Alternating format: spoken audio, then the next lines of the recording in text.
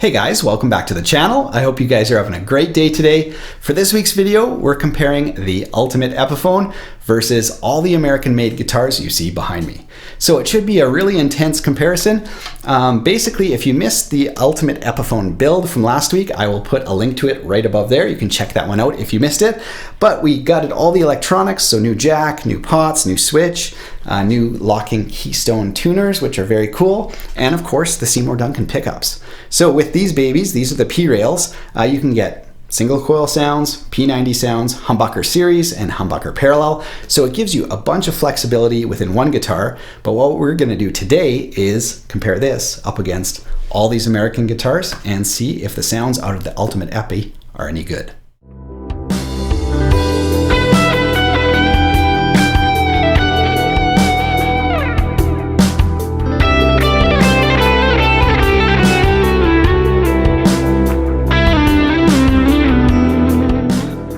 All right, let's jump straight in. I think where we're going to start is with the single coil sounds. I think that's going to be the biggest challenge for this Epi, is to convincingly sound like a Strat or a Tele, but we're going to give it a go and see what happens. So we're going to pull this bottom push-pull pot up, and that's going to turn this guitar into single coils, which is really cool. I love these pickups for that versatility. So now we've got our three-way switch, all single coils, and yeah, let's check it out. Now, I would love to use all the sounds on all the American-made guitars we have kicking around, but we don't have time for that. So what I'm going to do is pick one iconic sound from each one of the instruments and see if the Epi can keep up. That being said, we are going to start with this American-made Select Stratocaster, one of my favorite Strats. Sounds beautiful, and we are going to be using the neck pickup. Now, you know I can't take it easy on you guys, so we're going to do a blind test. So you're not going to know whether it's this very expensive Strat playing or this cheap Epiphone kind of copying a Strat. So we're going to listen to both sounds, and you guys need to figure out which one's the Strat and which one's the Epi. So use headphones if you don't have a good set of monitors, and here we go.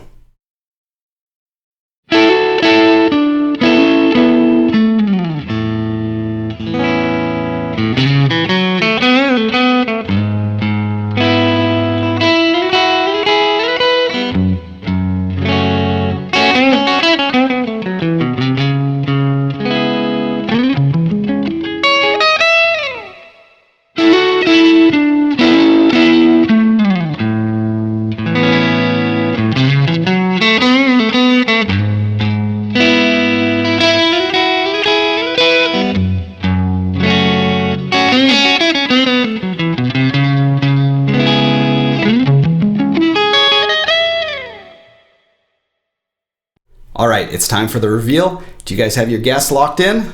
All right, here we go. Guitar number one was the Epi. Guitar number two was Select Strat.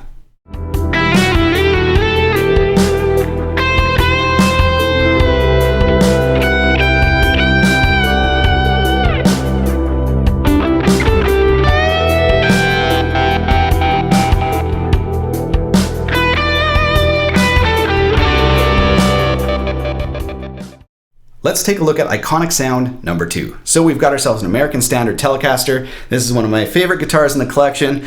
We are going to use the middle position, so neck and bridge on at the same time. This is a sound definitely associated with a Telecaster, and not very many guitars can simulate this sound. So it'll be interesting when we compare this up against the Epi.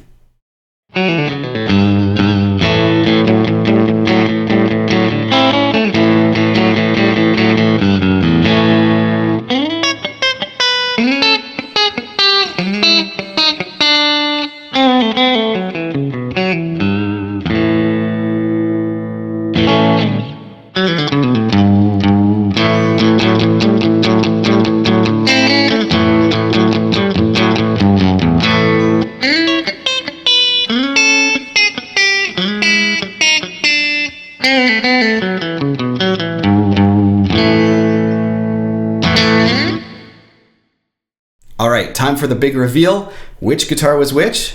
Guitar number one, hopefully you guys all got. It was much warmer, and that was the Epi. And of course, guitar two then was the Tele, and it just has that signature twang and attack and brightness to it. I don't think the Epi was terrible, but I think part of the reason why it sounded a lot warmer was the position of the single coils. So the single coils are kind of on the inside of the pickup, And when you look at the Tele, they're sort of at the extreme ends, one right by the neck, one right by the bridge. And on the Epi, they're kind of right on the insides. So I think it gave it quite a bit of a warmer sound. I think it sounded pretty good, but it didn't quite sound like the Tele.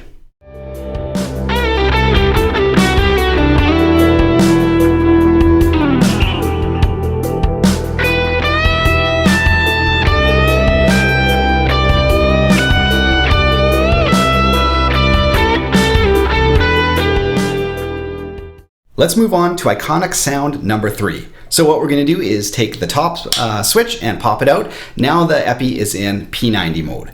So I think now when we start moving into humbuckers and P90s, the Epi's probably going to come into its own, I would imagine, but I guess we'll see. So what we're going to do is compare it up against the Tele. So the Tele has a beautiful P90 custom wound, very expensive pickup in the neck here. And then we've got, of course, the P-rails. So we're going to use the neck pickup and do some heavy riffing for you guys. Let's check it out.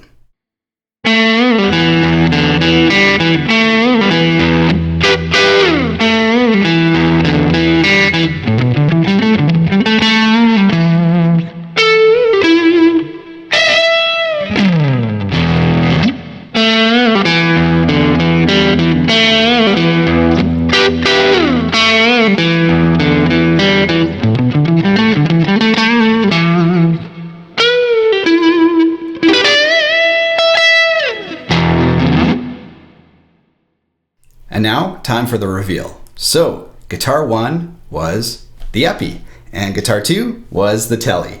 So I'm trying to psych you guys out by always putting the Epi first. I don't know if it's working or not, but anyway, yeah, so guitar 1 was the Epi, guitar 2 was the Tele.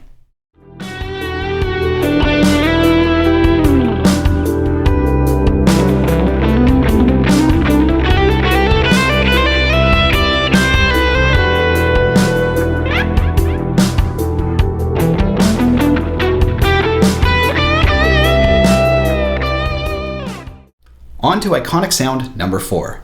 Now, on the Epi, what we're going to do is pull both switches up and we're going to go into parallel mode.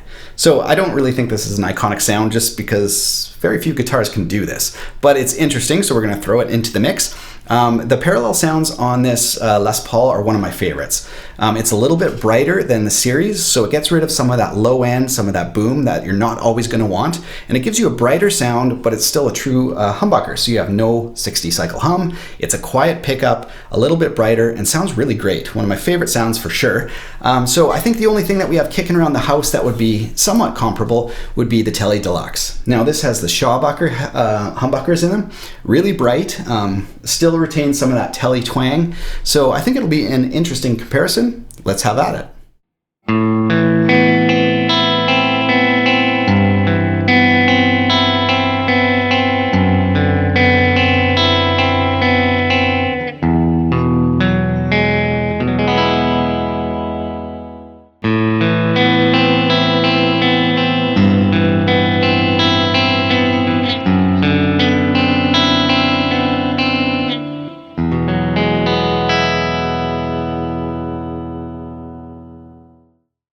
It's time for the reveal. So, guitar 1 was once again the, no, I'm not going to do that again. Guitar 1 was the Tele, guitar 2 was the Epiphone.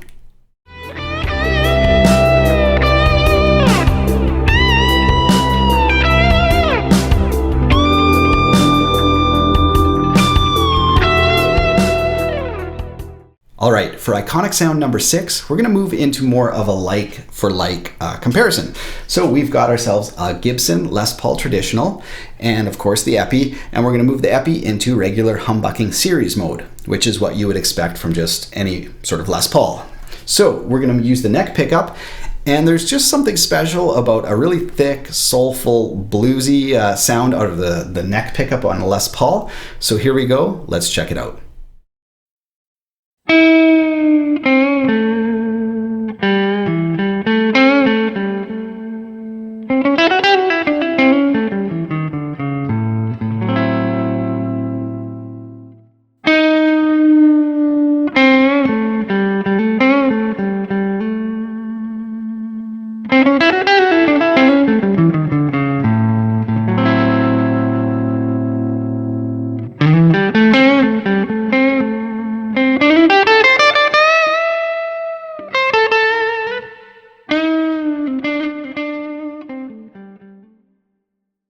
All right, I think this comparison was a little bit trickier to tell apart, but guitar 1 was the Gibson and guitar 2 was the Epi.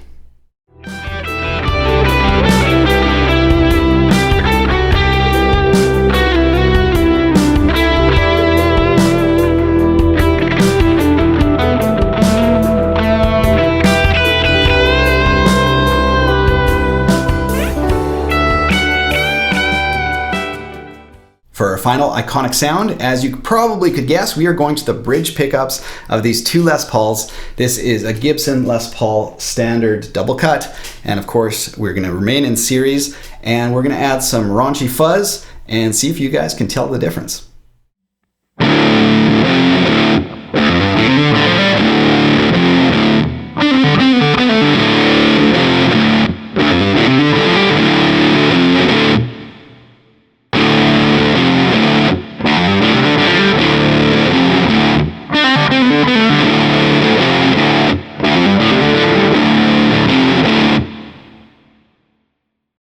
Time for our final reveal. Guitar number 1 was once again the Epi, and guitar number 2 was the Gibson. Some final thoughts on the Ultimate Epiphone. I think we need to ask the question, was this guitar successful at emulating all these high-end American-made instruments? I think the answer is twofold. I think it is yes, but there is some limiting factors. And let's talk about at least two of them. The first limiting factor is the scale length. So this is obviously a Gibson style scale length, which is 24 3/4. Fender scale lengths are 25.5. So that extra length is what makes a Fender sound like a Fender, right? So it gives it that classic attack, the brightness, the chime. All those things can't quite be emulated on a 24 3/4 scale length instrument. So I think bearing that in mind, it did really well emulating a Strat and a Tele. The other thing, as I mentioned before, is the location of the single coils. So they're on the extreme inside edge instead of the extreme outside edge, right? So you can flip these P rails around so that the single coils are on in the proper space, and I think that would help a bunch. But I wanted to represent a stock configuration. So if you were to install it the way Seymour Duncan wants you to, or if you just picked a guitar off the wall that had P rails in it, this is what you could expect. Now, the final thing to consider in this comparison is, of course, the price. So Seymour Duncan P rails are a couple $100, pots and switches, like $30, locking tuners maybe $50 to $75, $80. So, all in with this guitar, which I picked up used, obviously, you're still at like half the price of a Gibson Les Paul Studio. So, and of course this has so many sounds. It's just a really fun instrument to play on, which should be considered as well. And it's just great fun dialing in all these different sounds and knowing they're at your disposal at any time. Playability on this thing is great, doesn't need fretwork, doesn't need anything like that. It's just a great instrument to play on. And of course, when you think about the price that you can build this for, the fact that it doesn't sound exactly like these high-end American-made instruments, I think it could be given a pass. Thanks so much for watching, you guys. Let me know in the comments below if there were any sounds on the Ultimate Epi that you thought sounded better than the American-made instruments. So drop a comment below. Other than that, you can subscribe to the channel by clicking my face right there. Head over to the tab store up there. And other than that, have a great week, you guys. We'll see you next week with a new video. Take care.